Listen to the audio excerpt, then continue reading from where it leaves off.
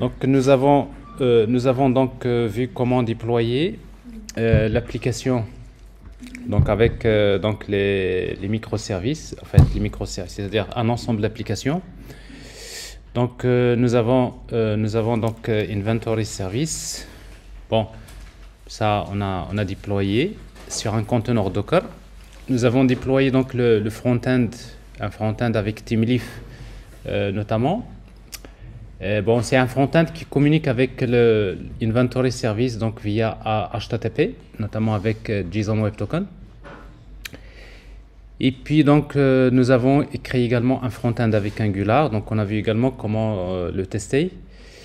Et puis nous avons commencé à sécuriser donc l'application via donc enfin les termes. Tout ça, ça tourne autour de OpenID Connect, OIDC.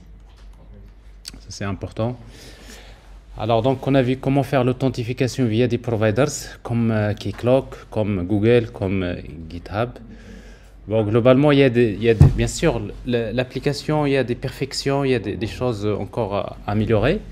Mais pour nous le plus important c'est de comprendre le principe et après les petits détails. Bon, les petits détails donc vous aurez toujours l'occasion de voir, il y a pas mal de choses qu'il faut améliorer, surtout quand vous allez passer en production. Souvent, au lieu d'utiliser HTTP, il faut utiliser HTTPS. Et donc, il y a quand même encore pas mal de choses à mettre en œuvre. Mais vous savez, vous êtes des jeunes ingénieurs. Donc, ce qui fait que, bien sûr, il faut qu'au début, donc, il faut maîtriser, c'est-à-dire les éléments importants. Et quand vous partez en entreprise, vous n'allez pas généralement, on ne va pas vous mettre souvent dans la situation d'être en production. Souvent, vous travaillez sur des environnements de développement parce qu'il faut développer des systèmes, il faut les tester.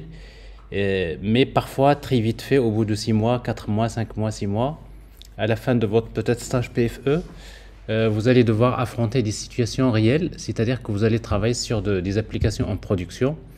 Et là, vous allez commencer à revenir un petit peu en détail sur des parties. Comme quelque chose qu'on néglige souvent, c'est-à-dire utiliser HTTPS, vous savez, techniquement parlant, c'est pas compliqué. Mais quand on est en classe, on n'a pas toujours, vous voyez, donc les séances sont un peu courtes. On n'a pas toujours le temps c'est-à-dire de tester tout. Mais peut-être par la suite, comme je l'ai dit en fait la dernière fois, même quand vous serez en stage PFE, en deuxième semestre, on essaiera peut-être d'organiser quelques séances c'est-à-dire comme ça, de séminaires sur lesquels donc vous allez faire un petit retour sur des éléments importants. Donc ça il y a pas mal de choses quand même qui restent. Donc on a vu comment déployer tout ça. Et on s'est arrêté donc sur le déploiement de Keycloak sur un conteneur Docker. Donc Keycloak, nous avons déployé Docker avec une base de données Postgres, tout à fait. Donc Postgres. Donc ça c'est la base de données. Alors ici donc pour Inventory Service, nous avons utilisé une base de données MySQL.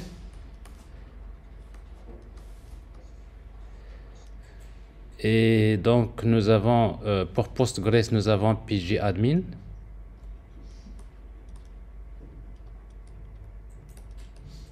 Donc c'est un conteneur également qui permet, donc c'est une interface web qui permet d'administrer une base de données Postgres.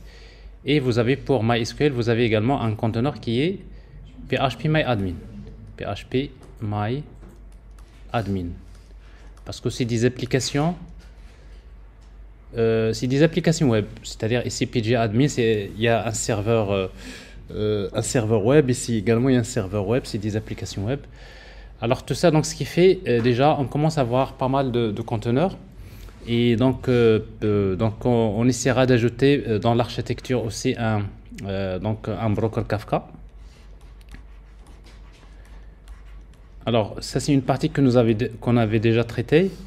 Généralement, quand vous êtes dans des architectures microservices, donc on aura souvent besoin de faire des communications synchrones comme ça.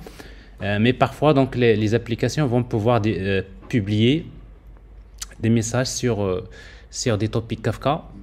Et après, il y a d'autres applications qui vont récupérer ces messages, ces messages.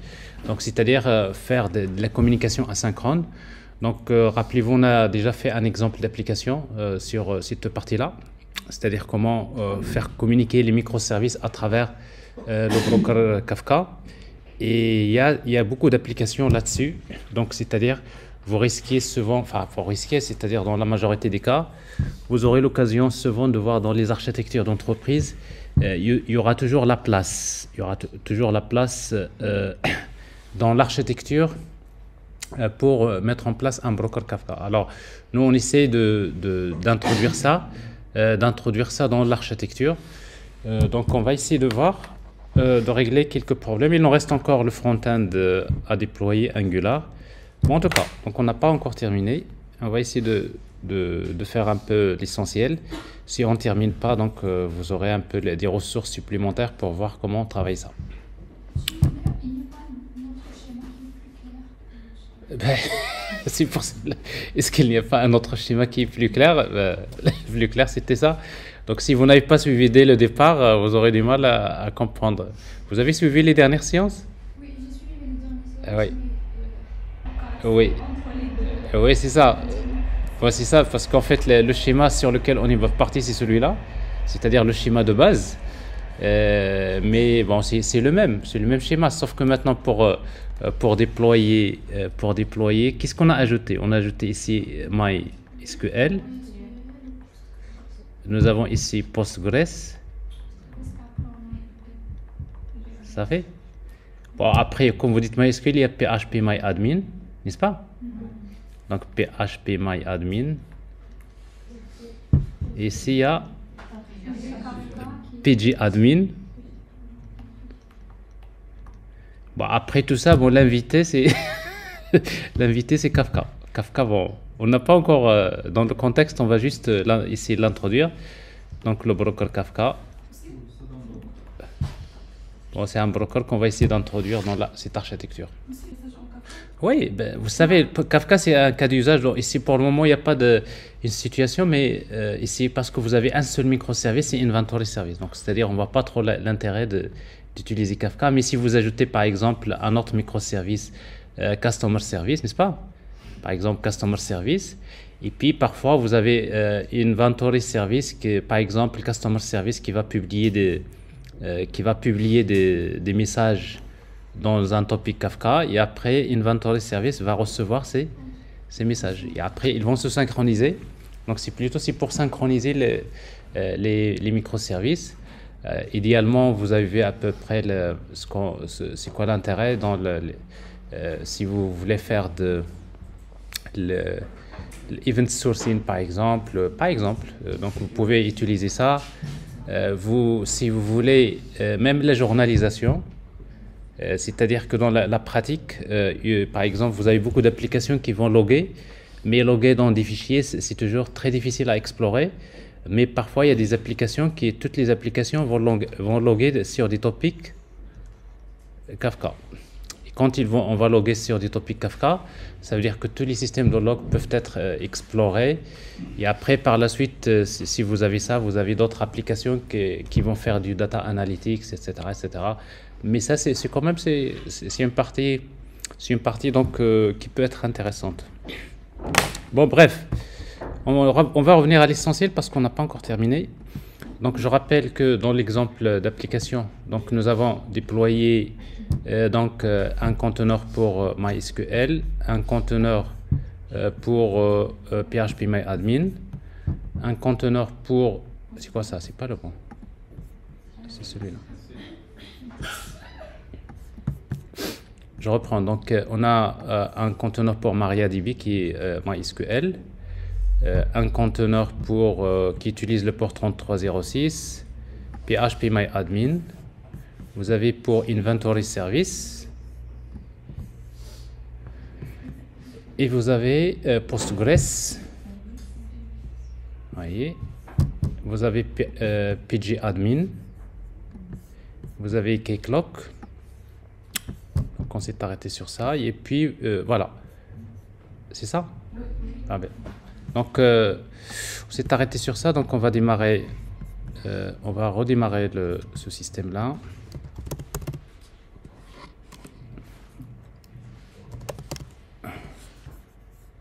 Alors, donc, c'est Docker Compose app.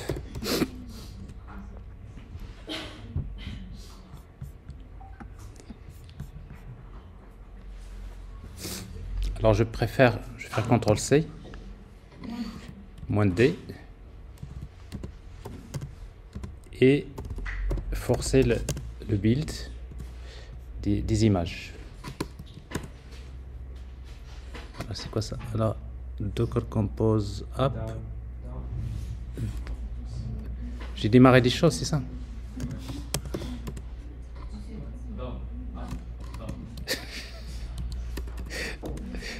Ok. Alors, donc voilà, app. Voilà. Vous voyez donc.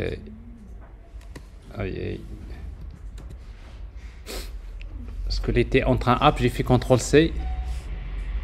Vous voyez? Alors on va faire CTRL PS, donc il n'y a aucun qui est démarré. CTRL Docker Compose. Voilà, je le laisse démarrer. Ajnaya? Oui, oui, tout à fait. Alors ici, donc il nous faut la connexion. On doit être connecté.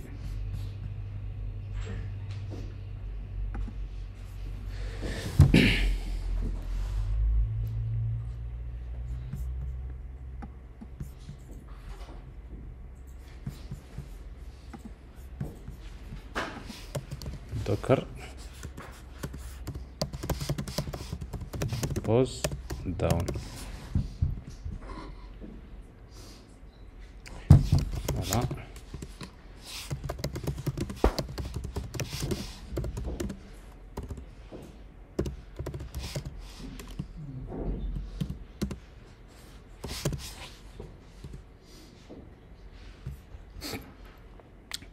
Alors c'est important également, donc on a vu ce système de health check qui peut être utile dans des situations. C'est important de conditionner le démarrage d'un conteneur avec un autre.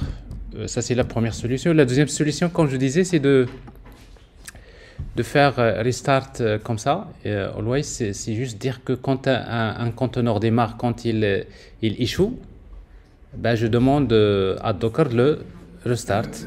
Bon, après, on peut ajouter combien de fois il va faire restart. De toute façon, parce que souvent, quand on démarre les microservices au démarrage, ça ne prend pas tellement beaucoup de temps.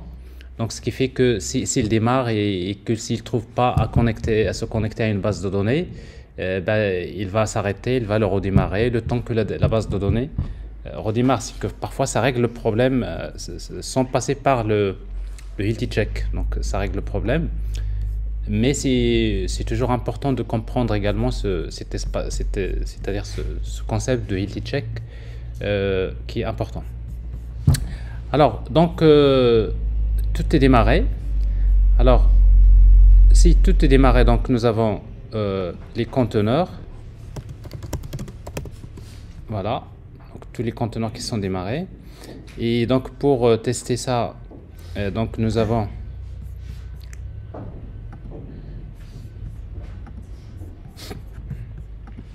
localhost.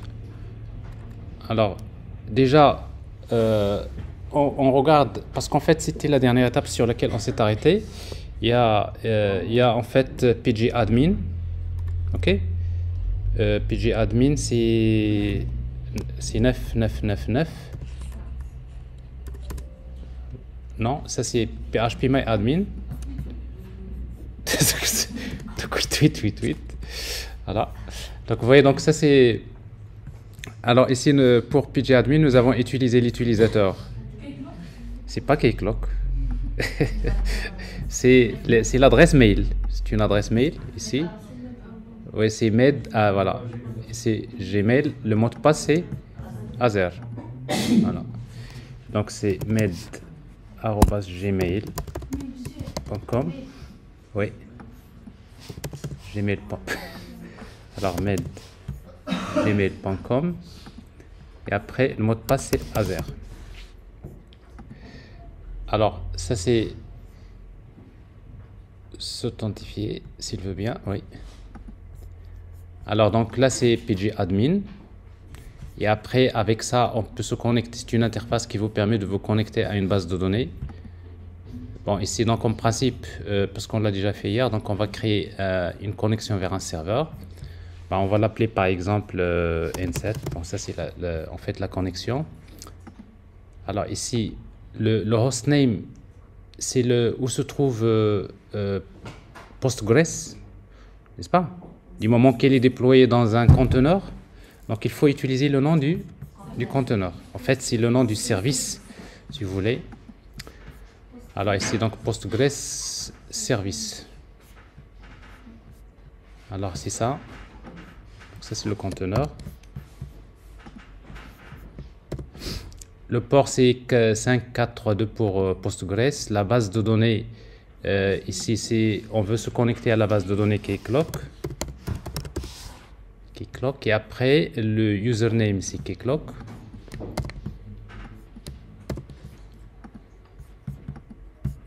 Bon, à nouveau, le mot de passe, ici, la base de données, le mot de passe, et ça, c'est le mot de passe K, 1, 2, 3, 4.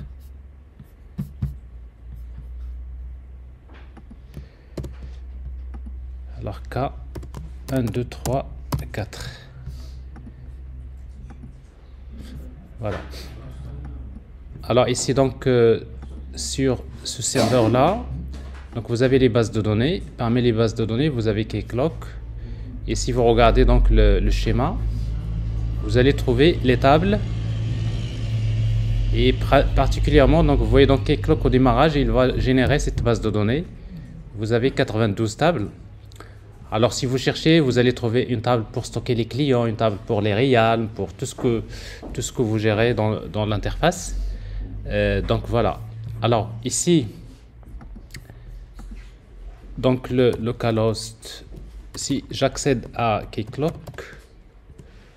donc ici la console d'administration, c'est bien ça. L'utilisateur, c'est admin. Le mot de passe, c'est admin. Bon, à nouveau, la même chose. Ici, il faut regarder à ce niveau-là.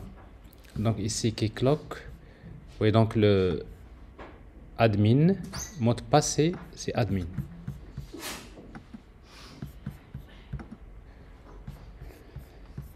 Voilà. Alors, en principe, vous avez ici une nouvelle instance de Keycloak qui est démarrée. Alors, ici, hier, nous avons commencé à créer le realm, n'est-ce pas? Si on a commencé, après l'application s'est arrêtée. Parce que normalement, il va falloir... donc, je vais reprendre cette opération-là. Ici, donc, je vais créer ici les realms. Je vais le supprimer parce que je l'ai créé peut-être en offline.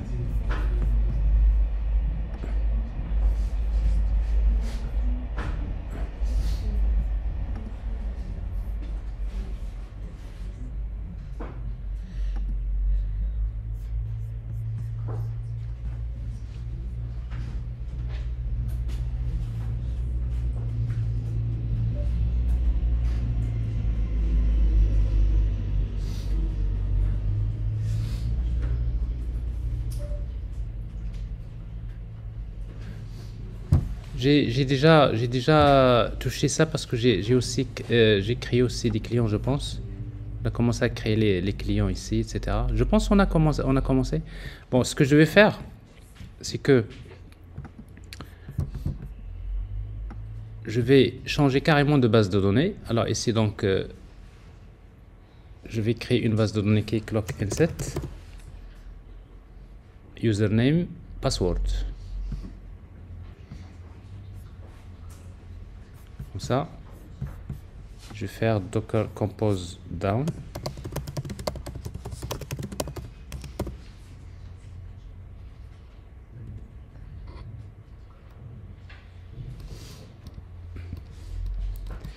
Et à nouveau, donc je fais docker compose app.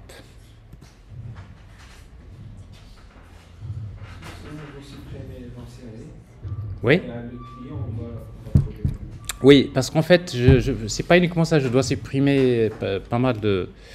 Je dois supprimer aussi des choses que j'ai ajoutées, mais j'aimerais bien qu'on démarre sur une nouvelle base de données, comme ça, il faudrait reprendre la création des éléments qu'on a déjà créés sur Keycloak.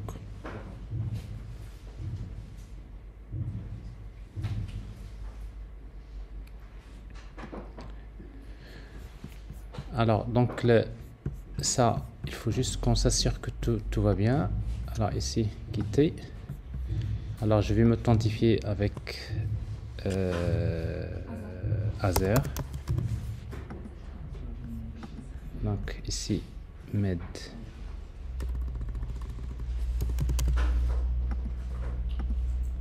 Ah, ça marche pas.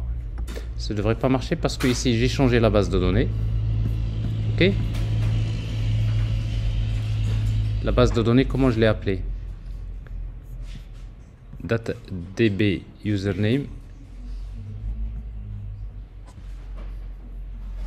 Alors, où est-ce que j'ai changé? Voilà, voilà ici.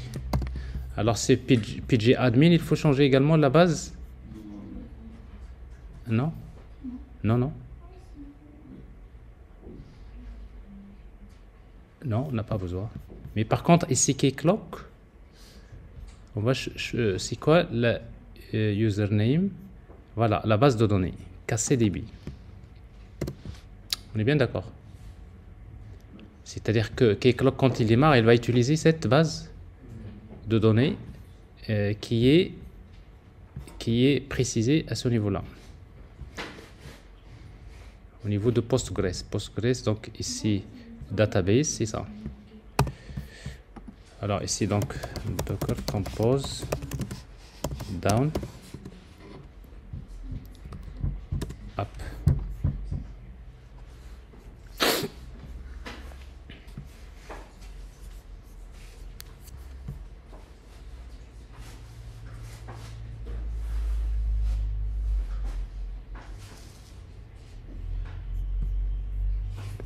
Alors pour aller plus vite, donc je vais désactiver donc le healthy check parce qu'en fait ce healthy check il ralentit un peu le démarrage parce qu'on a fait des temporisations, etc. Mais je vais le faire tout à l'heure.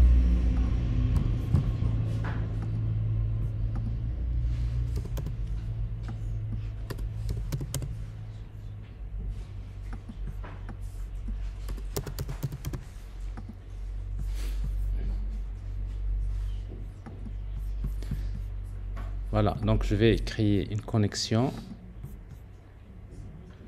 vers que je vais appeler, donc ça c'est, allez, inset 2, connexion, ça c'est Keycloak service, c'est le host, ici la base de données c'est inset. Ah, c'est Postgres. Postgres service. La base de données, c'est Keycloak Inset, c'est ça? L'utilisateur, c'est Keycloak. Le mot de passe cassé K 1, 2, 3, 4. Voilà. Alors, ça ne marche pas. Alors, post. Postgres service Keycloak Inset.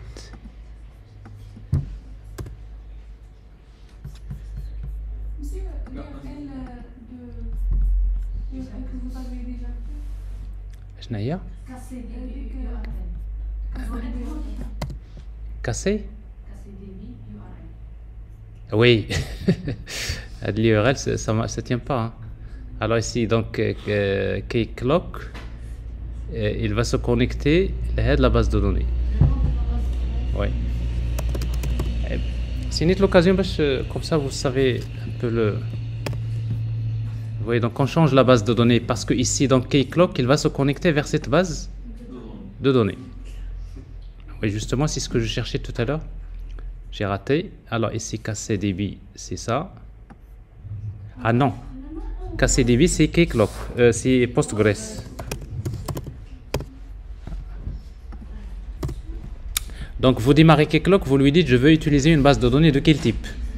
Postgres. Quelle est la base de données? Il y a Keycloak Inset. Username Keycloak, KC, admin, etc. Donc, je vais mettre comme les paramètres. Le nom de la base de données, vous pouvez choisir le nom que vous voulez. Donc, vous pouvez l'appeler par exemple, voilà, c'est la base de données qui est Keycloak Inset, je l'ai appelé comme ça, mais vous pouvez lui donner un nom. Monsieur, donc ici on peut déjà utiliser une, mettons, par exemple de inventory. On peut utiliser déjà une base de données que nous avons déjà utilisée dans notre projet. Il n'y a pas de problème. Vous faites la migration. Parce qu'en fait, une base de données, si vous avez travaillé avec H2, il faut faire la migration parce qu'il s'agit de la même base de données. Mais les opérations de migration, c'est assez connu dans les systèmes, d'une manière générale. Mais ici, donc, je préfère qu'on parte sur une base de données. On recrée rapidement les éléments pour faire fonctionner l'application. Donc, down, up.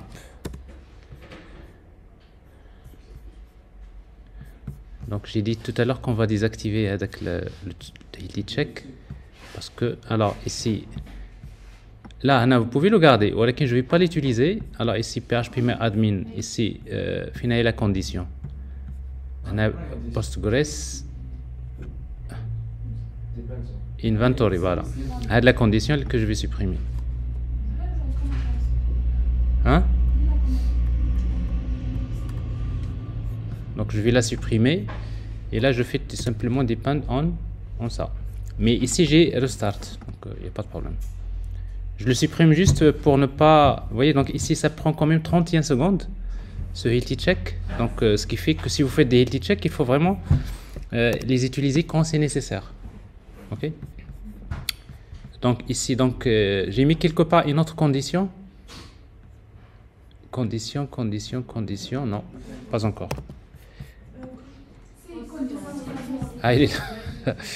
Il est là. Donc ici, c'est sur quoi? Sur Keycloak. Oui. Oui, Postgres Service parce que voilà. Postgres Service, vous avez ici exit 0. On va le laisser et après on va voir si ça prend pas assez de temps. Alors ici Postgres Service, ça prend 31 secondes également. Alors je vais le... Hein? Non, ça pose pas de problème. Pourquoi? Parce que j'ai ici restart. Oui. Always. C'est-à-dire s'il démarre, si ça marche pas, il va redémarrer. Alors c'est bien de voir également cet effet-là. Donc je fais down. Up. Vous savez que la démo que je vous fais depuis hier jusqu'à maintenant, l'objectif plutôt c'est de s'intéresser, maîtriser ces commandes-là, c'est un petit peu le Docker, comment le démarrer, l'arrêter, les problèmes qui peuvent arriver. Vous voyez ici donc ça démarre assez rapidement. A priori, bon, ça démarre rapidement. Mais après, il faut voir les logs pour voir si tout est bien démarré. Alors, ce problème maintenant, vous n'avez pas avec l'état healthy, parce que quand il vous dit par exemple l'état healthy, ça veut dire avec le service, ça fait vous pouvez le consommer. Okay? Et c'est started, ça ne veut pas dire ça qu'il a complètement démarré. C'est juste Docker, il a fait donc Docker run. Mais le service, ça prend un peu de temps pour démarrer. Bref, alors ici, donc je reviens ici, donc je vais me connecter. Donc je reprends encore, toujours bien de reprendre. Yes. Alors, donc nous sommes sur quelle interface? C'est 8888. Ça, c'est pgadmin. L'utilisateur, c'est medgmail Azer. Se connecter. On va établir une connexion vers le serveur. C'est Postgres Service. Donc ça c'est le Postgres Service. Bon, pas grave, ça c'est le nom. Alors ici donc la connexion, le hostname c'est Postgres Service. Ici donc la base de données c'est la base de données c'est Keycloak N7. Le mot de passe c'est K et username c'est Keycloak. Le mot de passe c'est 1, 2, 3, 4 K avant.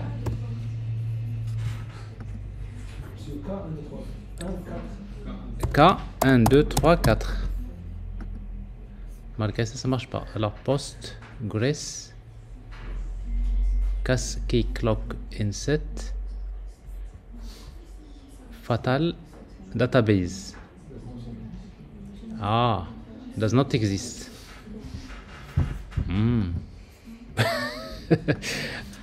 Alors, choisir les noms des bases de données, faites attention parce que, alors ici donc la base de données, je vais mettre ici underscore. Alors tous les systèmes généralement, parfois, donc chaque système il a un peu des exigences.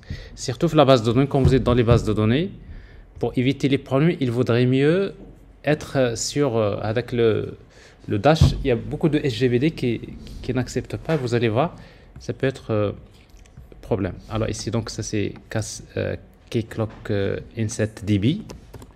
Alors encore, on va compliquer la vie. Comme ça, il s'agit d'une base de données. Alors Postgres User c'est Keycloak K1, 2, 3, 4. Ici on va revenir un petit peu en arrière sur ça c'est Postgres Service, c'est la base de données. On est d'accord. Postgres Service c'est bon. Alors ici donc il n'y a rien de spécial. Alors maintenant Keycloak, voilà.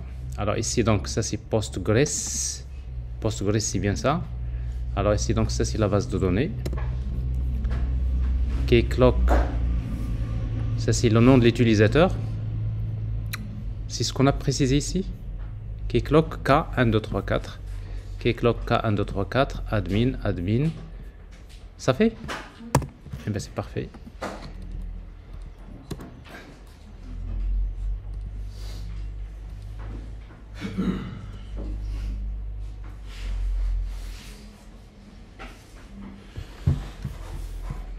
Voilà, alors si vous faites des logs, par exemple, si vous faites docker log, le conteneur par exemple Keycloak, c'est celui-là. Vous voyez, donc on n'a pas donné le nom du conteneur, donc il a choisi un nom qui est un peu plus long. Vous allez voir le log. Bon, ici, donc vous voyez une erreur. Failed to start.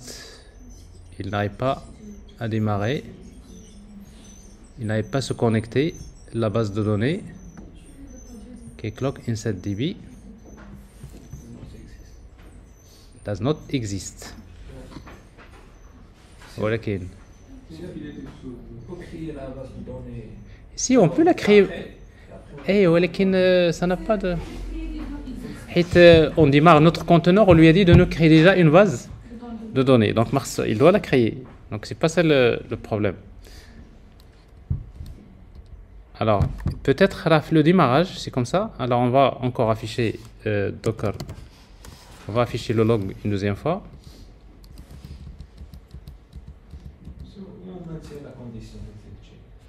Alors, Keycloak DB does not exist. LH does not exist. Pourquoi il ne la crée pas?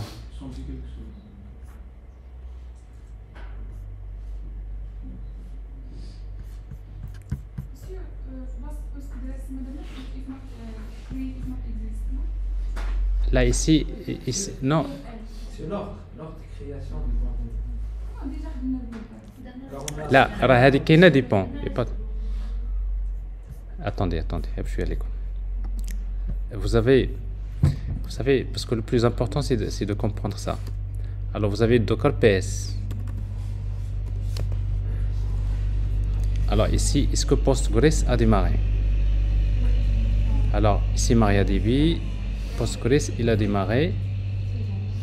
Ok. Alors ça c'est le conteneur. Postgres service.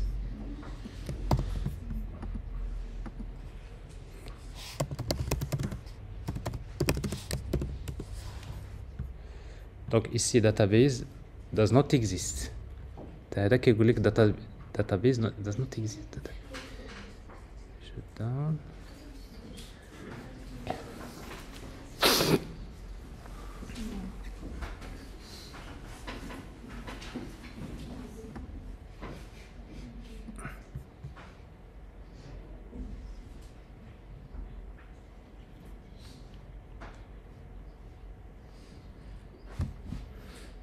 Alors, qu'est-ce qui se passe? Alors, ici, il crée.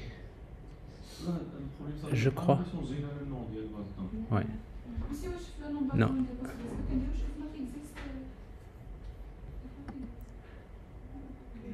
Non, en fait, parce qu'il doit la créer. Il doit la créer. Vraiment, il doit la créer. Alors, maintenant, le problème, c'est que, en fait, on utilise. On a déjà démarré un conteneur qui utilise. On a fait le. Soi-disant, on a déjà mappé le volume vers Postgres Data, d'accord?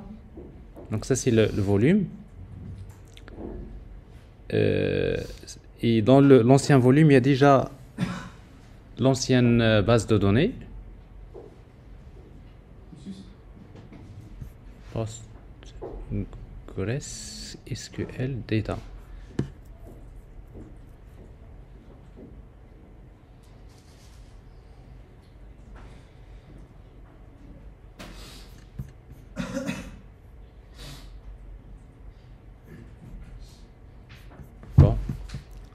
Alors, je vous laisse comprendre ça, mais en tout cas, moi, ce que j'estime, c'est que si vous mettez, par exemple, vous allez mapper vers ici un autre volume Postgres Service, comme ça, vous changez carrément le volume. J'estime que ça devrait marcher.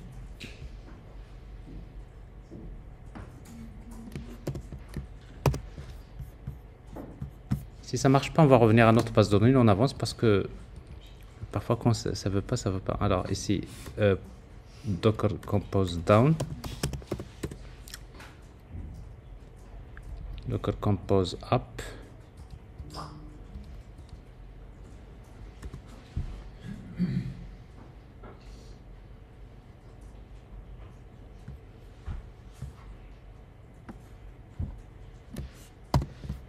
faut surveiller ça.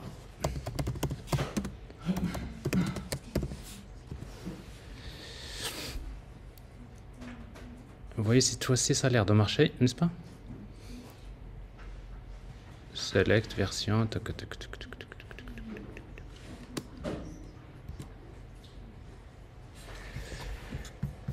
Ok, alors on va regarder.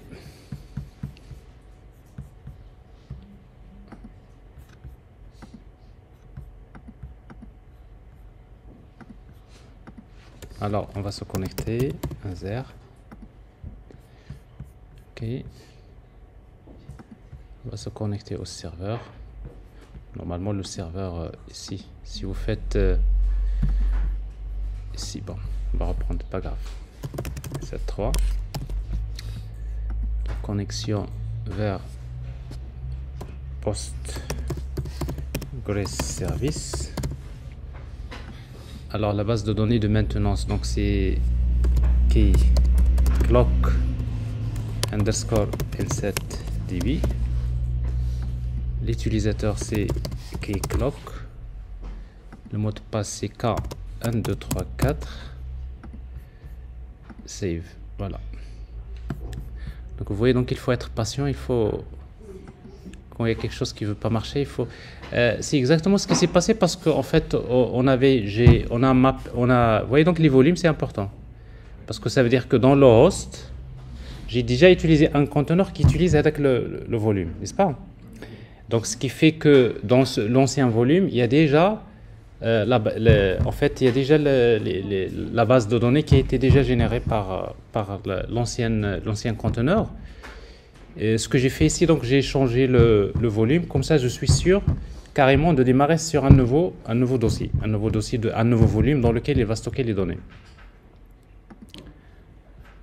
Alors, nous allons avoir donc notre base de données qui est là. Schéma. Nous avons les tables.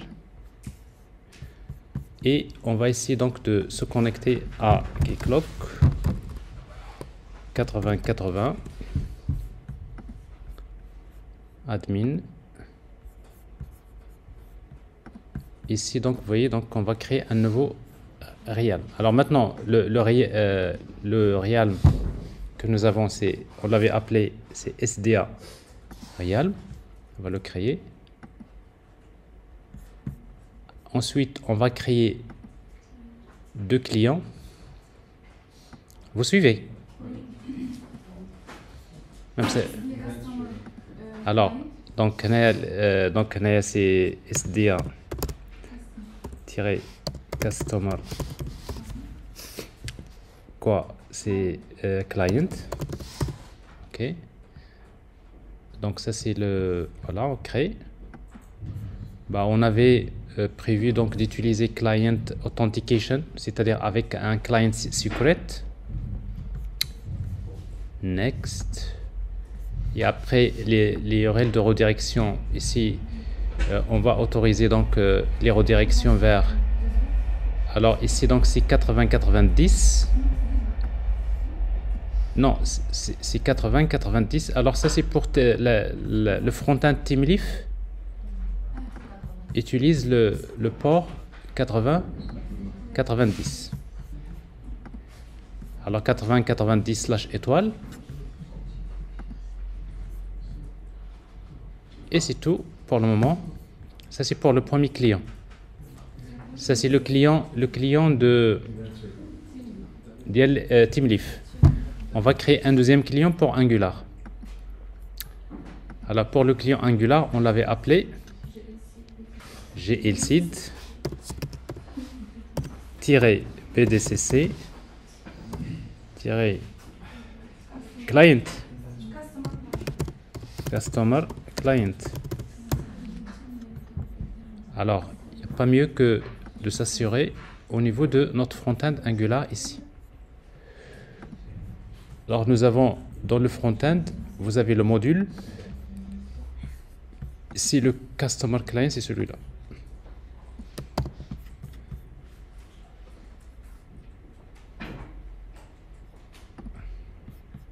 Voilà le client qu'on doit utiliser ici.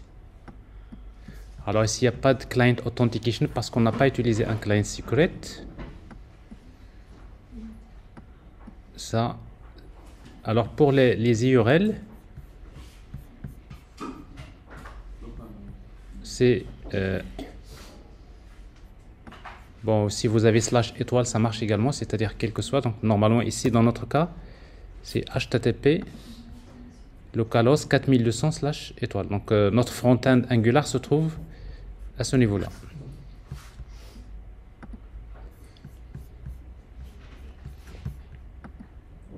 Et puis il y a un détail qui est important. Alors sur le customer, rappelez-vous donc plutôt SDA. Vous avez également une partie importante, c'est client scope. Donc dans client scope, vous avez SDA customer client dedicated. Et après, il faut ajouter quelque chose d'important, c'est roles real. Ici. C'est-à-dire vous autorisez dans le JSON, le JWT, d'intégrer également les rôles du Realm. Donc il faut faire ça. Et après, il faut encore cliquer dessus. Hassan Jiddan. Alors vous avez ici activé add. C'est add ID token. Il faut l'autoriser. C'est-à-dire dans le JWT, vous autorisez de mettre les rôles de l'utilisateur. Donc c'est un détail dont on avait parlé. Donc c'est pour ça. Et puis nous avons besoin des utilisateurs et des rôles. Alors pour les rôles, nous avons besoin de 2 rôles. il y a le rôle user, admin, et le rôle user.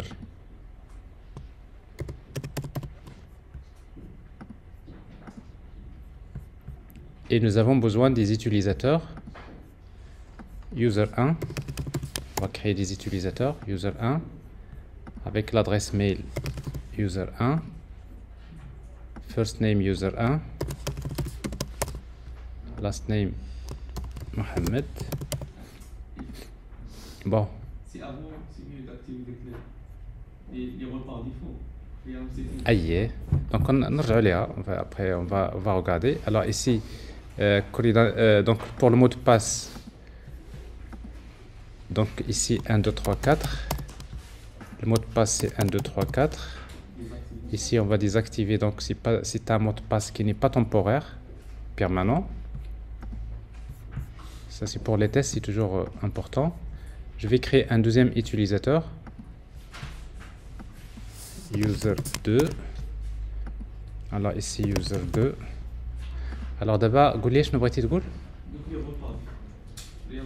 Donc lorsqu'on crée un user, on a un rôle par défaut. Alors le rôle par défaut c'est oui user, oui. Ça on va le faire في l'autre. Oui, في Florial ماشي هنايا. Oui oui. On va le faire. Alors user 2 et après first name. Alors user 2, donc on va lui donner un mot de passe également. 1, 2, 3, 4. 1, 2, 3, 4.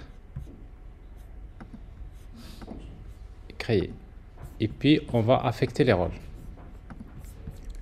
Alors pour les rôles, donc pour l'utilisateur user 1, vous avez role mapping. On va assigner le rôle user. Et pour l'utilisateur 2, on va assigner les rôles admin et user. Donc, il y a la situation. Et puis, donc, quand un utilisateur veut créer, c'est-à-dire au moment de l'authentification, vous avez ici Realm Setting. Vous avez dans le login, si vous donnez par exemple la possibilité User Registration, c'est-à-dire un utilisateur peut s'enregistrer, Forgot Password, des choses comme ça, Remember Me, tout ça, vous pouvez l'ajouter dans le formulaire d'authentification. Etc., etc. Donc ça c'est juste pour rappeler. Et puis donc vous avez la politique des mots de passe également. Vous avez ici password policy. Ah.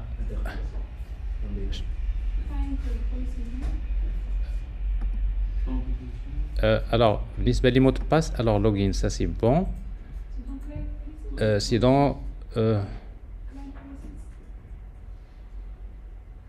non, authentication, voilà, exactement.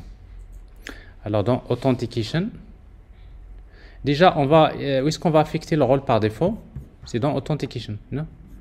Alors authentication, vous voyez donc ici, vous avez la politique des mots de passe. Bon, ça c'est important de spécifier, le mot de passe ne doit pas expirer, le nombre de caractères minimum, maximum, tout ça. Donc ici on ne va pas l'utiliser. Donc j'ai déjà montré comment faire ça.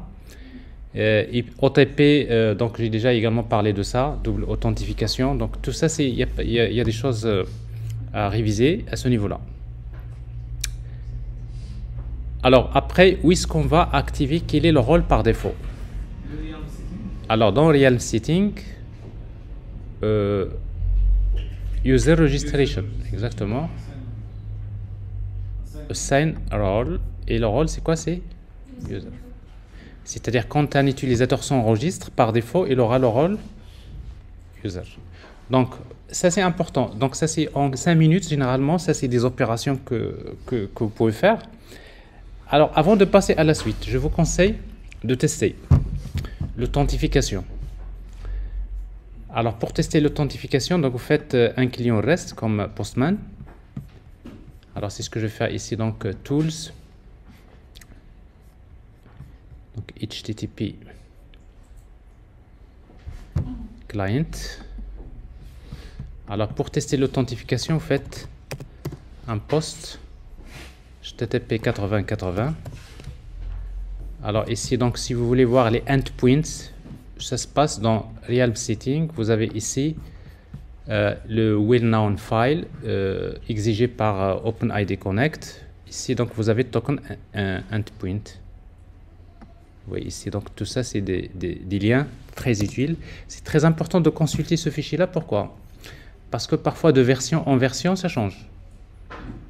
C'est-à-dire, dans Yannick Clock version 12, c'est pas, il y a parfois les liens qui changent. Donc, c'est-à-dire, quand il y a des nouvelles versions, je ne sais pas s'ils le font exprès, mais en tout cas, c'est vraiment des changements qui ne sont pas justifiés, mais bon, parfois, qu'il y a des autres, et après, bon, c'est des choses, c'est pas pour qu'ils font ça, mais en tout cas.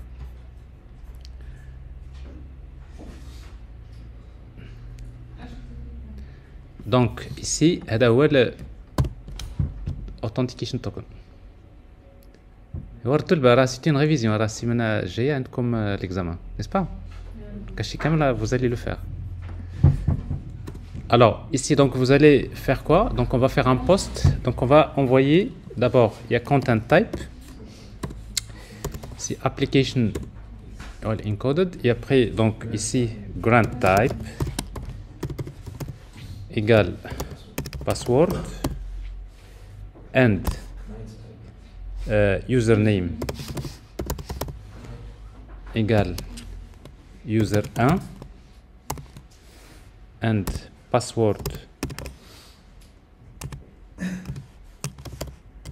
Alors password égale 1 2 3 4 and client ID égale à SDA customer client. Et après il y a secret également, n'est-ce pas? Alors client and et and ici. Toujours and client secret.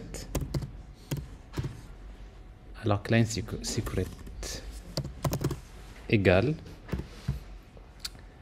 Donc ici je n'ai pas besoin. Égal à quoi? Ben, on va chercher client secret ici. Alors client secret, où est-ce qu'on le cherche? On le cherche dans les clients. Alors vous avez ici SDA client credentials et vous avez client secret.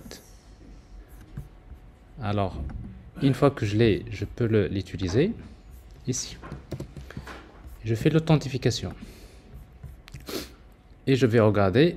Alors ici donc l'authentification passe, donc j'ai le access token et refresh token.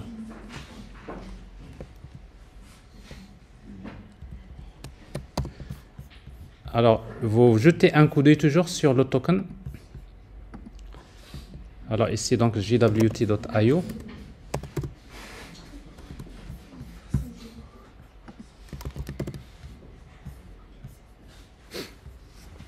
Voilà, donc ici donc l'utilisateur il a le rôle user. Donc ça c'est qui concerne un petit rappel sur la partie Keycloak. Alors maintenant on va déployer notre front-end TeamLeaf. Alors si vous vous rappelez hier on avait, alors qu'est-ce qu'on avait? On avait en fait copié ça dans un fichier qu'on avait appelé save, si vous vous rappelez. Oh, j'avais déjà ce conteneur là, CTRL-C, et je vais l'ajouter sur le fichier Docker Compose. Alors le service, c'est à ce niveau-là. Alors faites attention, en fait, le niveau. Ok? C'est à ce niveau-là que j'ai le service. CTRL-V. Alors donc maintenant pour notre front-end, donc ici, vous avez Customer Service TeamLeaf. Voilà où se trouve le Docker file. Customer Front-end TeamLeaf. Le Docker file, il est là.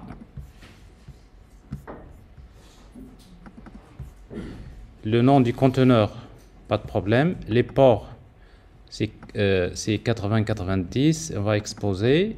Restart voice. Et après, ici dans le fichier, nous avons fait quelque chose qui n'est pas bon, mais on va revoir pourquoi c'est pas bon.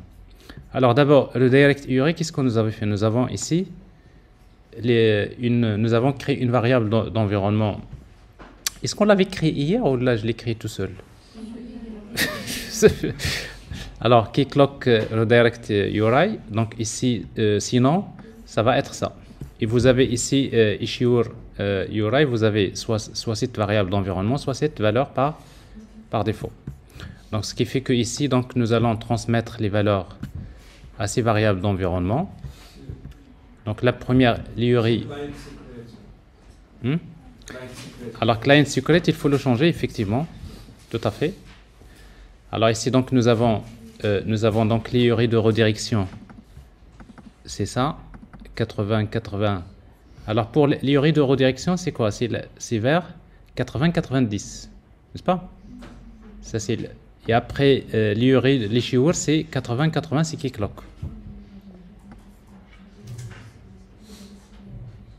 Donc, il n'y a pas de problème pour le moment.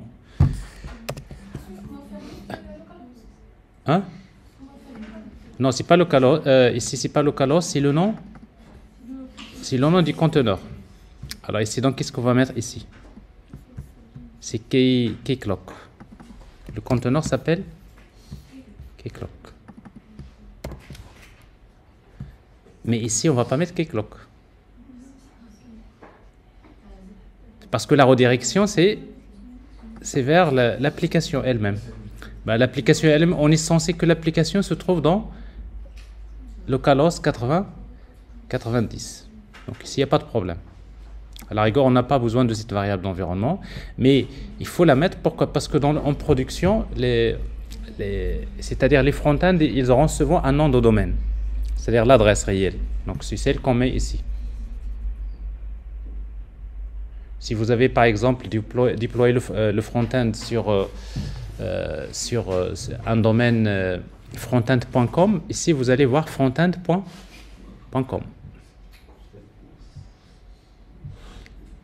Bon, on va démarrer.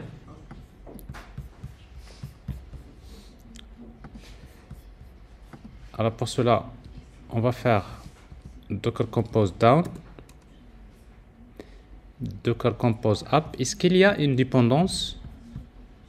Yes. Alors ici, bon, normalement. Ah, on doit ajouter client secret, bien sûr. Alors ça, il dépend de quoi? Keyclock, on est d'accord? Parce que normalement, il faut... regardez ce qui va se passer, c'est qu'au démarrage, l'application front-end, il envoie une requête vers ça pour récupérer donc, les autres endpoints. Parce qu'on n'a pas précisé tous les endpoints ici. Donc, si vous regardez cette adresse-là, il y a un keyclock, qu'est-ce qu'il vous retourne? Alors, localhost, il n'est pas encore démarré. Attendez. On va démarrer. On a démarré? Si, on a démarré. Ah, down. Donc, on va faire start. Mais avant de faire start, on va quand même changer le secret. Alors, pour le client secret, donc on l'a ici. On l'a déjà copié.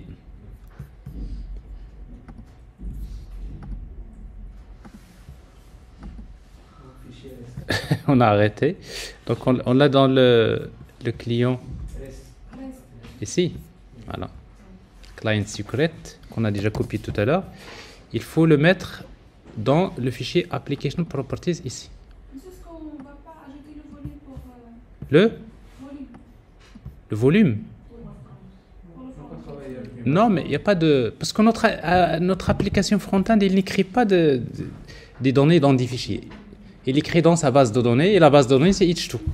Ici, donc, il n'y a pas de problème. Normalement, en production, vous n'allez pas utiliser H2, vous allez utiliser une autre base de données. Donc, ça, vous savez comment le faire. Est-ce que j'ai copié le... Vous voyez, donc, vous me posez des questions, les mauvais mots. Parfois, et j'oublie ce que je faisais. J'ai pas fait CTRL V. Voilà. Donc, au moment où j'allais faire CTRL Z, j'ai fait CTRL C. J'ai perdu l'autre. Donc, une fois que vous avez changé ici, il faut générer le jar.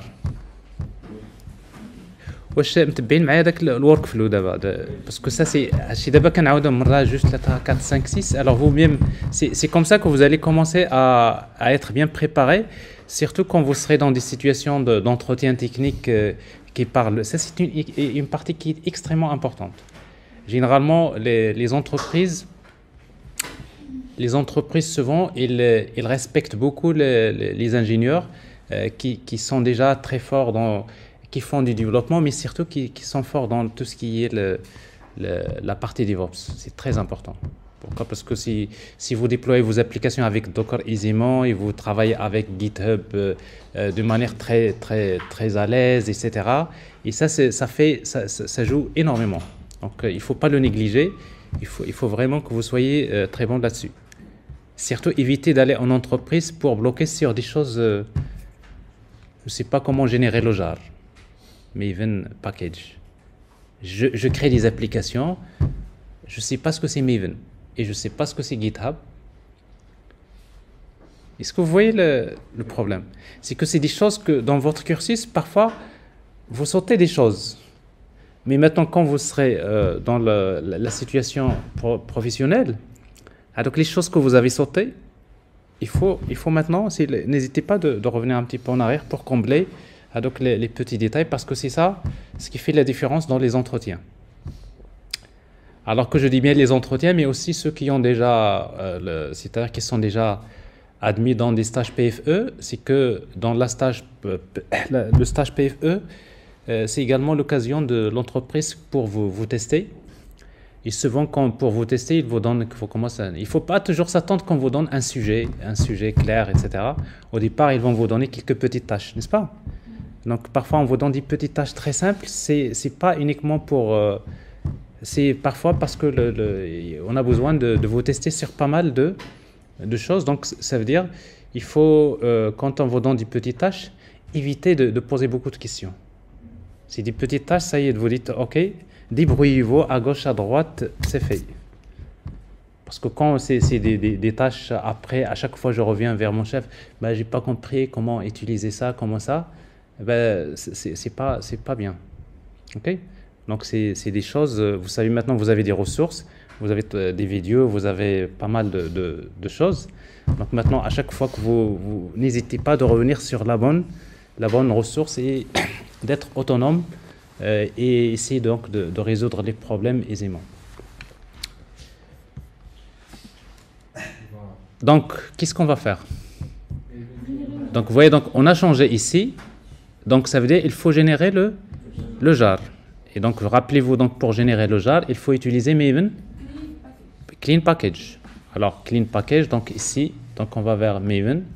On va utiliser Customer Clean et Package. On a vu hier comment utiliser ça sur ligne de commande. Voilà.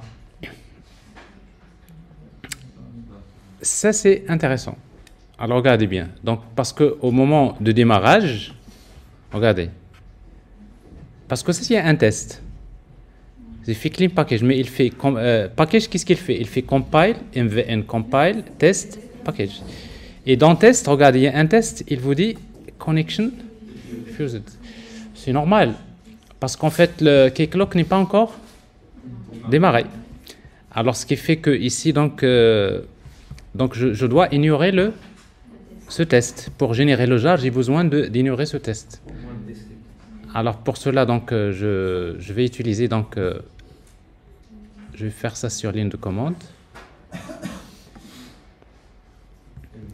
Donc c'est mvn clean package.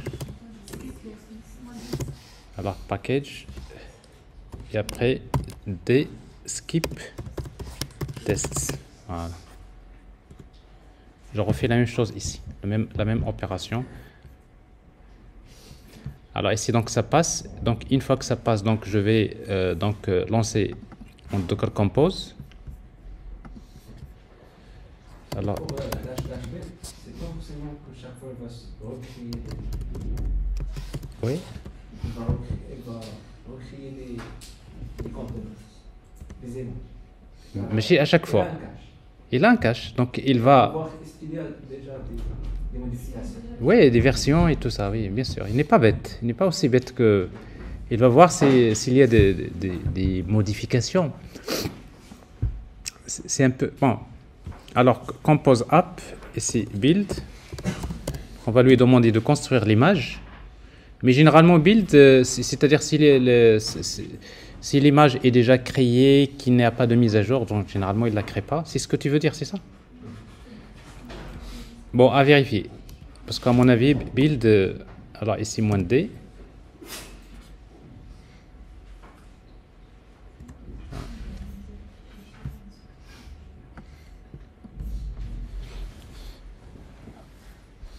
Alors ici, un petit problème dans...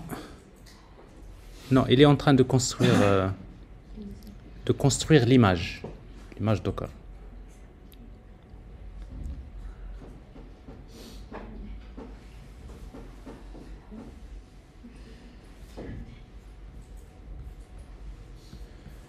J'ai un timeout parce qu'il y a une connexion. Est-ce que j'ai ma connexion 4G qui a expiré peut-être? Je sais pas.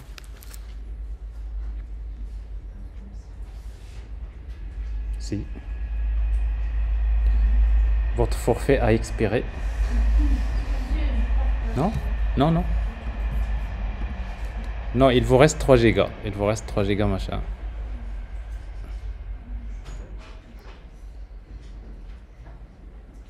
Ouais. Bon.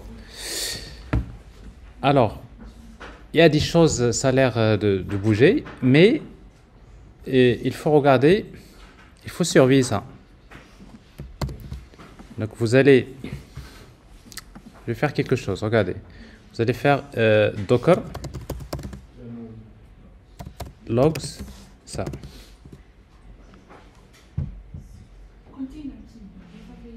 Vous avez copié quand même. Ah, ouais. Logs. Oui. Illégal. Quelque chose illégal.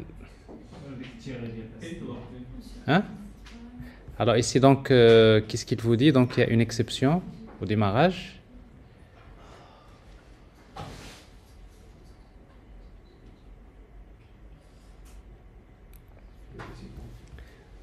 Illegal character scheme. HTTP realm STA realm.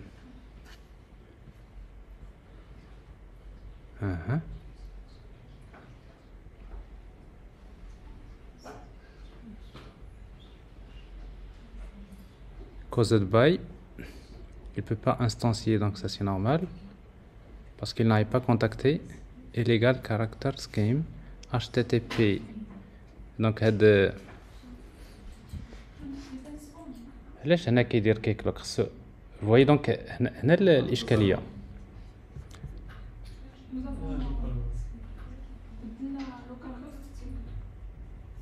Parce que dans les variables d'environnement, normalement, ici, vous avez ici keyclock issuer. C'est ça. Alors ici dans Docker Compose File, qu'est-ce qu'on a fait? Issuer.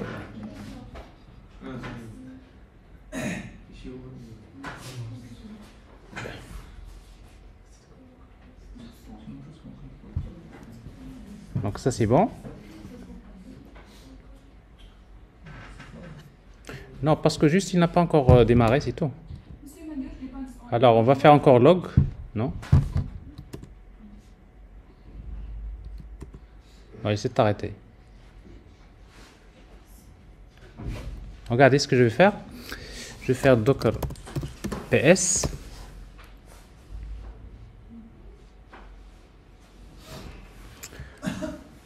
Alors le conteneur, donc ici a priori, donc ça c'est keyclock que. Alors Timely finit pas là, c'est ça? Donc je vais faire. Le nom de container ou bien le nom de service? Parce que nous n'avons pas donné un. Donc Service. Le Keycloak, le nom de container déjà il est généré comme. اشنو سمينا Capacité. السيرفيس؟ ها هو سمينا كيكلوك. يا با دو بروبليم. مش نعطيو le nom du service, le nom du container. Là, le nom du service. Ici, on n'a pas donné container name, mais on peut l'ajouter si vous voulez. Donc ici, donc je vais faire ça. Je vais faire start container. Bon, la commande, donc je vais forcer le démarrage des conteneurs. Et puis donc je vais encore faire log.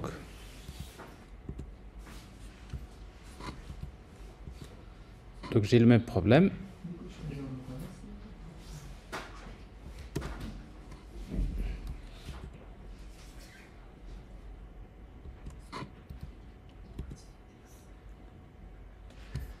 Alors Keycloak. Alors je crois comprendre ce que c'est.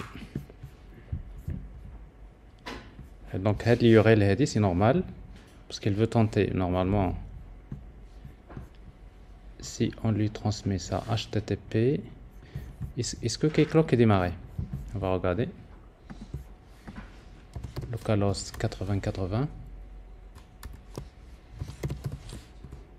Donc là, il n'y a pas de problème. Il est démarré. Admin. Pas de problème. Alors notre problème. Alors هنا دابا راه هذه الاشكاليه. Vous allez يعني on va tomber dans un point, mais je le laisse Keycloak. Mais là ça devrait passer parce que ici si vous mettez localhost, il va vous dire localhost, il va vous dire que il peut pas contacter ça parce que si vous faites localhost, il vaudrait mieux. Ça tient pas. Alors ici je vais hein? Non, c'est plus. J'ai expliqué hier que ça c'est un problème parce qu'on n'est pas dans le même. C'est-à-dire tu vas pas accéder. Voilà, c'est pas ça tient pas. Alors ici donc ça doit passer. Keycloak, ok, ça doit passer. Alors qu'est-ce que j'ai fait ici?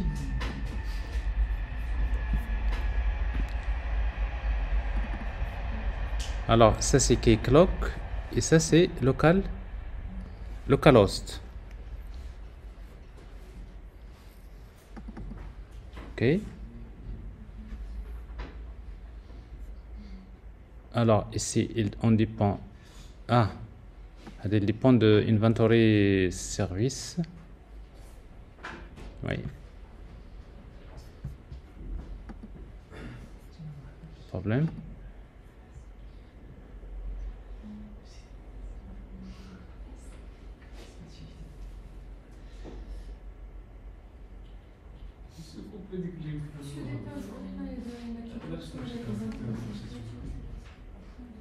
Alors, normalement, c'est là, ça marche, ça devrait marcher, mais avec localhost.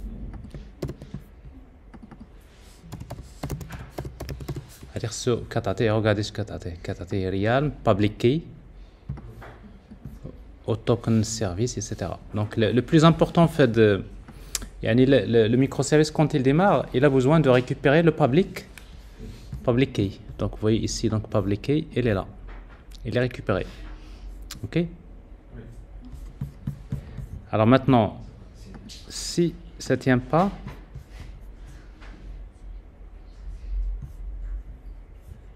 alors Keycloak is your URI. Ok.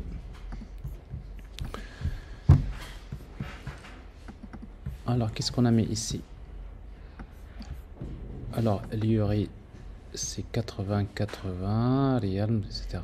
Donc là il n'y a pas de problème.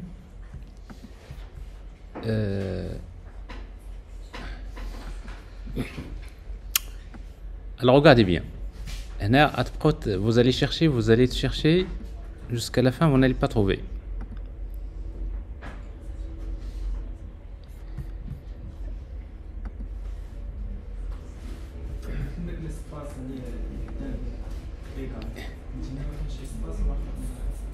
Alors, on a déjà un problème. Un autre problème, on a. Tu parles, elle a le fichier Docker Compose, c'est ça? Ada? Non, mais normalement, elle dit ça ne tient pas.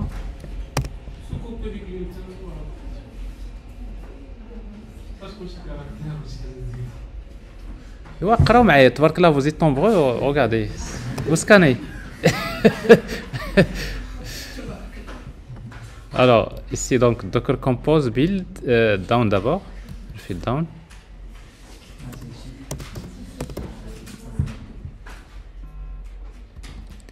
Up.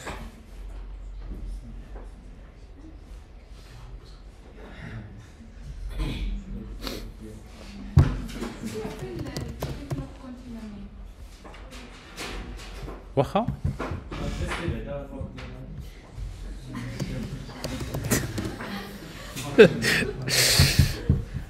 alors Docker logs,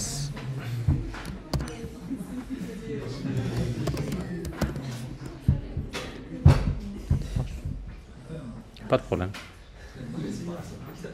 espace, hein, c'est égal. Les variables, wesh égal ou les 2 points? C'est égal.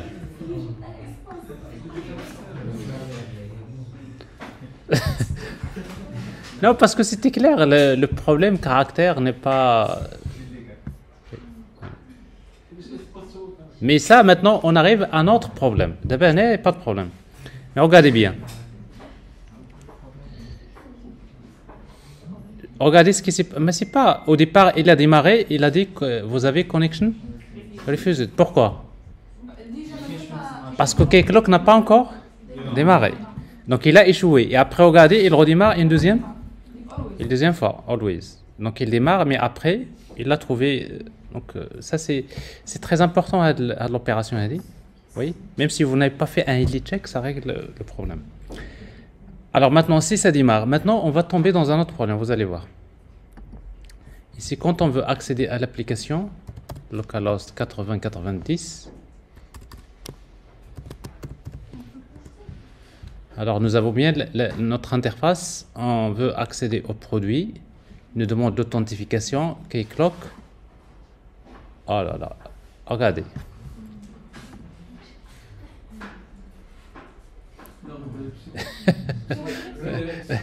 il fait redirection vers quelque chose qui s'appelle Keycloak. Donc ça veut dire que nous, on a utilisé, en fait, dans notre configuration, c'est important. Alors, dans notre configuration ici, on a utilisé, en fait, uniquement ça, Issure URI.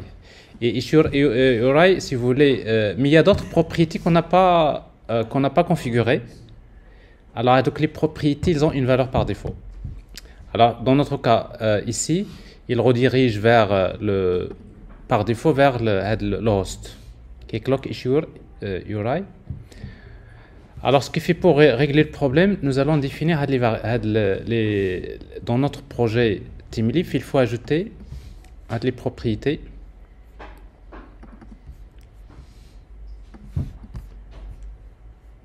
Voilà, donc.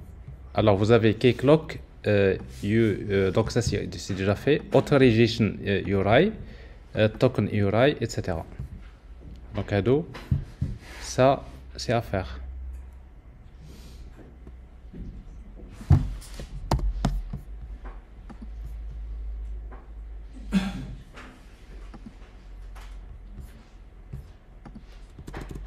Vous allez ajouter ça. Je vous explique.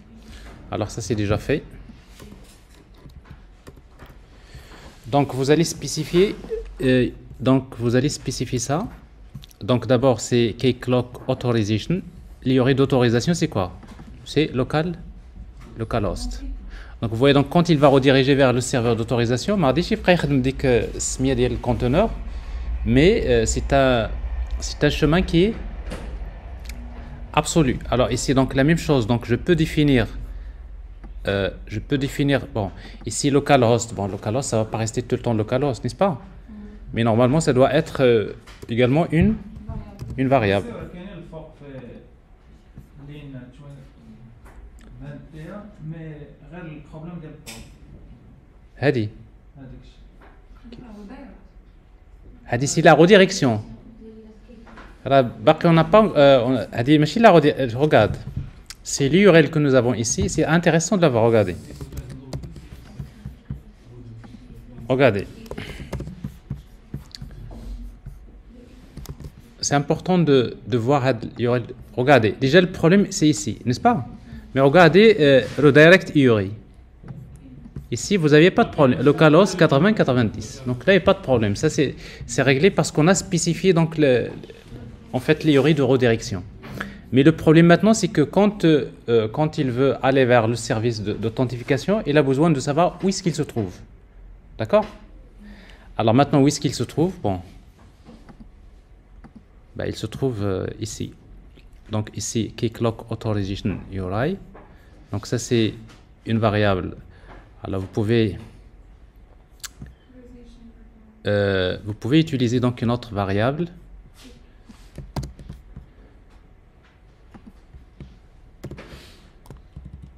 Donc ici, c'est quoi? Auth. Deux points. Et token. Vous pouvez utiliser notre variable ici.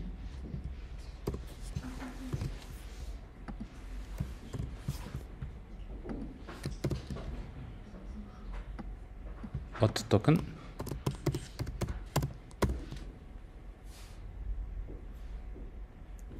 Et ça c'est bon, هذه نخليها après la rigueur. Hein?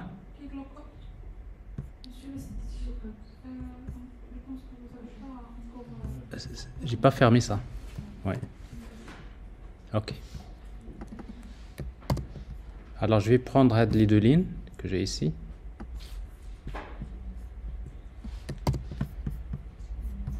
Alors on va vers compose et on va les ajouter ici. Alors on va ajouter donc la variable. Donc ça c'est égal. Ça c'est auth. Donc on va garder la même ici. Là, mais c'est keyclock. Là, ça se localhost.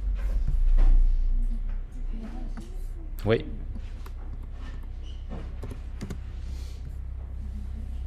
Égal. Ok.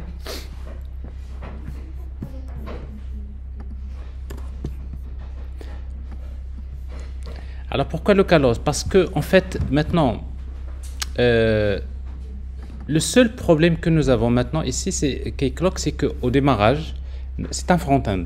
Au démarrage côté back-end, il a besoin de, c'est-à-dire qu'avant que l'application génère le rendu côté client, avant qu'il génère la page, d'accord, il a besoin de contacter keyclock, yani chiffre le back-end.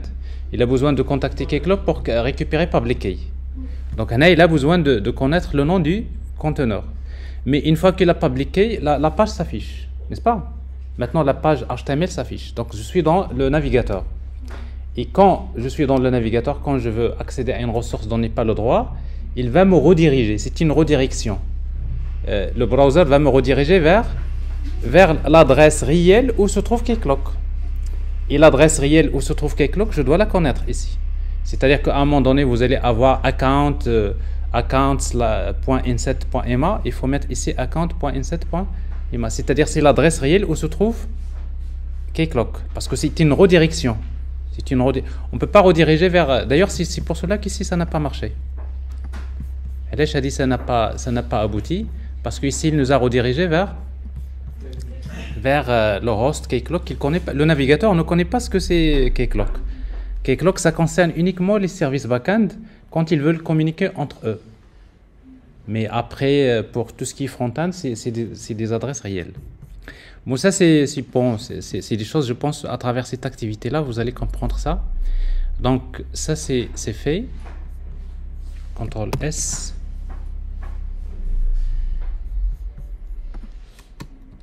On va faire down. On va faire up.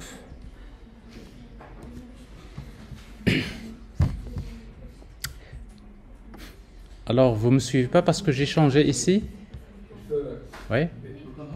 Donc, j'ai changé dans le fichier, donc il faut régénérer le jar. Je peux le régénérer ici. Cette fois-ci, il va le générer. Il ne va pas échouer. Pourquoi? Parce que Keycloak a démarré. Bon. J'espère. Hein?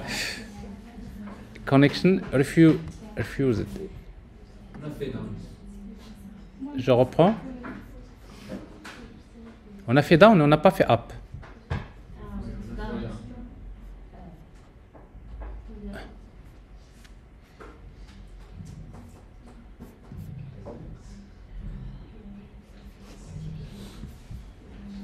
Bon.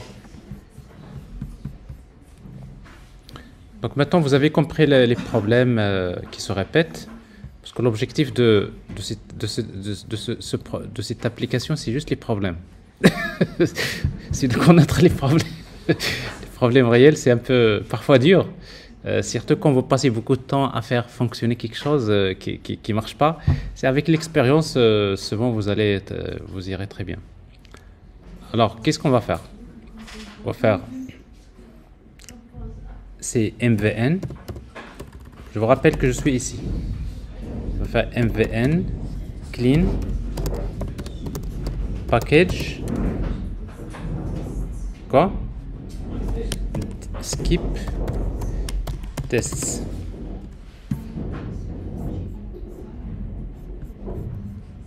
Ok. Et puis on revient dans ici, on va faire down et on va faire build.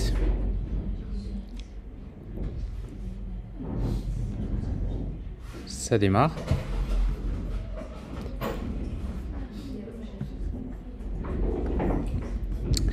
Il y a une commande que je vous ai pas montré sur Docker, c'est parce que je vous ai dit que si vous faites logs, qu'est-ce qu'il fait? Donc ça c'est il va loguer. Et là, le conteneur. Notre conteneur TeamLeaf, il est là.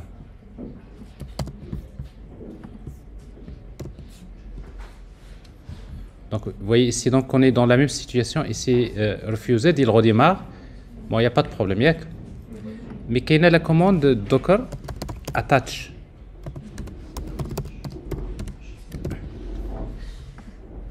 Maintenant, si vous faites ça, regardez.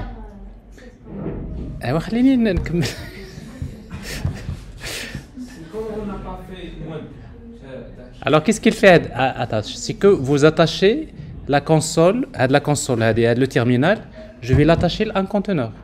Donc vous voyez donc maintenant le terminal, ça y est, il est dédié à le conteneur. C'est-à-dire s'il y a quelque chose qui va s'afficher, il va s'afficher à ce niveau-là.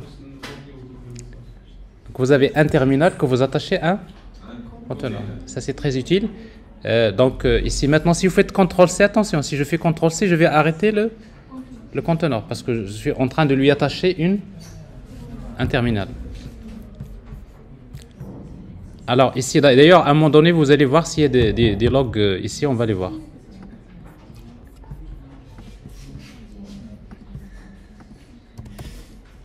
Je vous ai partagé le support de Docker, etc.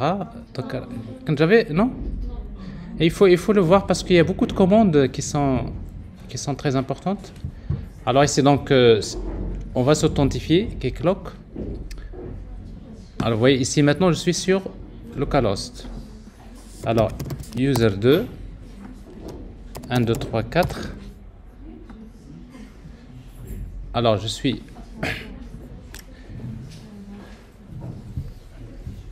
authentifié, mais il y a quelque chose qui cloche encore.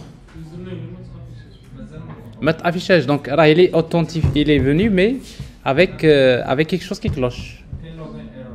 Quel login error, c'est-à-dire Ramcha Jeb, mais quand il veut contacter, alors là il faut faire attention à la haja.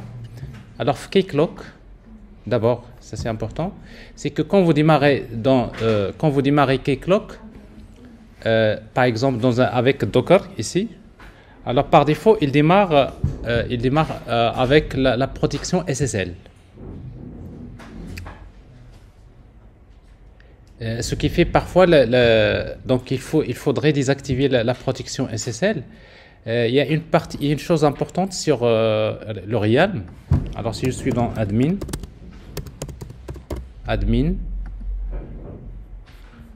si vous regardez votre Realm, ici, Realm, ah non, mais c'est là.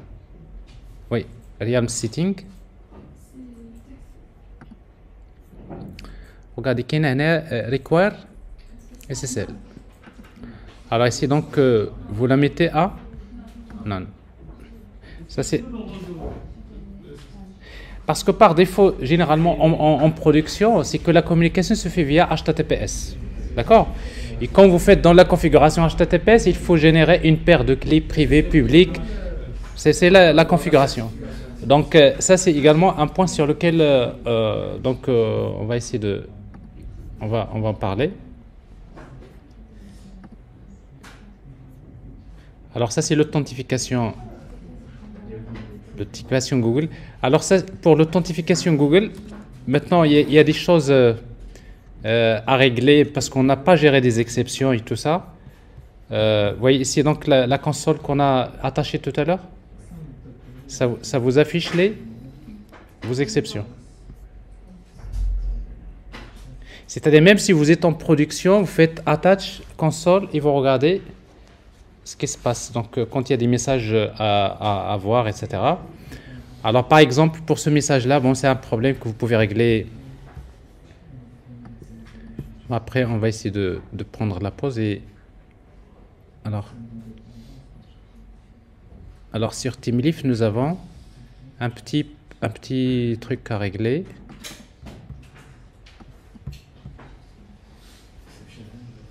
Vous voyez ici, on envoie la requête vers /product. Mais si vous faites l'authentification, ici, si vous faites l'authentification, là, en contact, encore, regardez. Donc, on contacte un service backend, n'est-ce pas? Et on contacte un service backend avec localhost. Or, on est dans un conteneur. Localhost, donc il y a encore ici une variable et vous utilisez value, l'injectez, vous la mettez ici. Donc, vous voyez un peu donc il faut toujours faire attention parce que là, c'est des choses qui marchent, mais en même temps, vous faites au moins ici try et vous faites catch exception.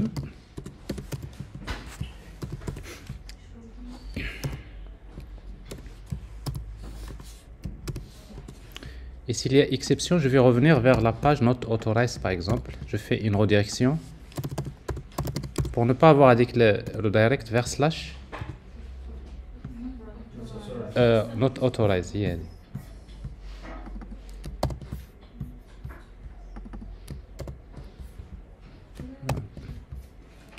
Bon, alors après, je vais vous laisser régler ces petits problèmes-là. Bon, comme ça, on va passer. Il nous reste juste comment créer le conteneur sur Angular, l'application Angular, et après, on va s'arrêter.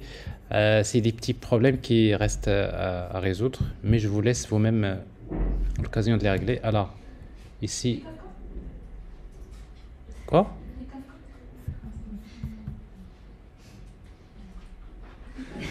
Kafka. Ah oui. Bon, Kafka, on va juste, en fait, je pense que je vous ai déjà donné Docker Compose et le Kafka pour le démarrer. Donc, c'est la première activité que vous avez faite, c'est le même, vous faites copier-coller, vous l'ajoutez. Si jamais on ne le fait pas, mais bon, c'est toujours bien de le faire. Alors, je génère, donc je vais redémarrer.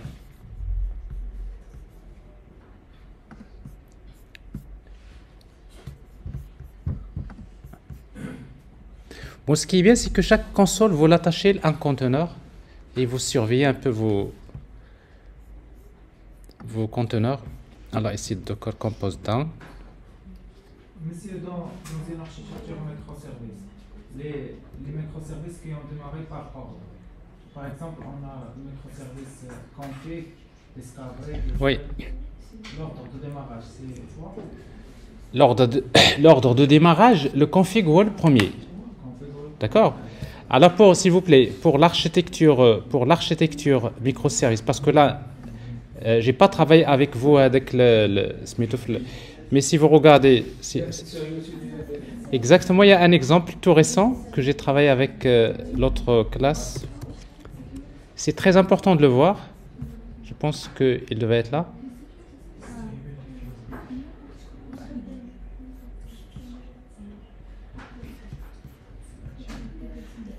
C'est tout récent, c'est ce... Voilà.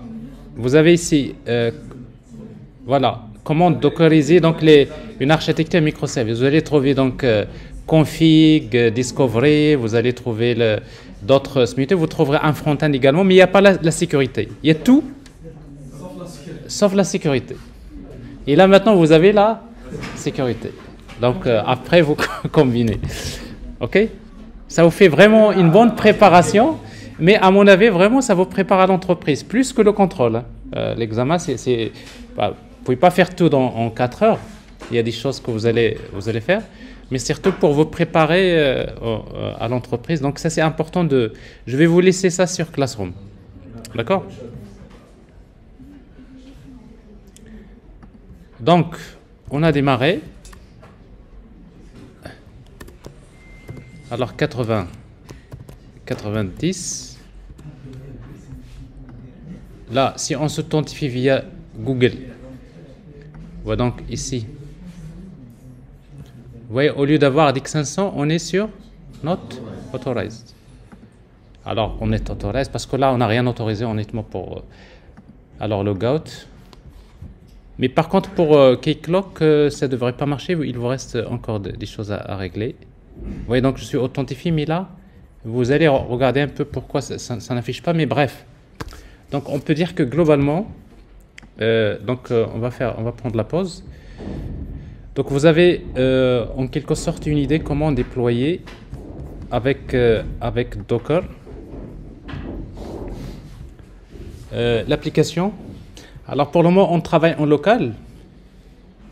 Mais ce qui vient avec Docker, tout ce que je suis en train de faire, je peux le faire vers une machine distante.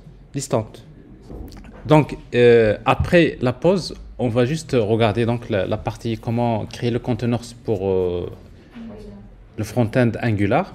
Et après, donc, je pense que pour le reste, vous pouvez le faire vous-même.